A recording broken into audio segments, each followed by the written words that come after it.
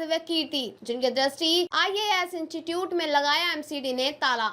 Delhi coaching centre हादसे की गाज दृष्टि IAS के डायरेक्टर विकास की दिव्य कीर्ति पर भी गिरी है। उनके कोचिंग इंस्टीट्यूट दृष्टि IAS को MCD ने सील कर दिया है। इस कदम के बाद लोग विकास दिव्य कीर्ति के बारे में सर्च करने लगे हैं। पूर्व सिविल सेवक रह चुके विकास दिव्य कीर्ति केंद्रीय या गृह मंत्रालय में भी काम कर चुके हैं। कल रात मुखर्जी नगर में उनके घर के बाहर छात्रों ने खूब प्रदर्शन किया। हरियाणा की पैदाइश डॉक्टर विकास दिव्य कीर्ति एक प्रतिष्ठित प्रोफेसर और लेखक हैं, जो देश के सबसे सम्मानित शिक्षकों में से एक हैं। 26 दिसंबर 1973 को हरियाणा में एक मध्यम वर्गीय परिवार में जन्मे डॉक्टर विकास दिव्य कीर्ति के पिता महर्षि दयानंद विश्वविद्यालय में एक प्रसिद्ध हिंदी साहित्य प्रोफेसर थे, जबकि उनकी मां भिवानी में एक PGT शिक्षक थी। विकास दिव्य कीर्ति के दो बड़े भाई हैं, एक अमेरिका में सॉफ्टवेयर इंजीनियर और दूसरा CBI में DIG है। डॉक्टर विकास दिव्य कीर्ति ने अपनी स्कूली शिक्षा हरियाणा के भिवानी जिले से सरस्वती शिशु मंदिर में पूरी की है।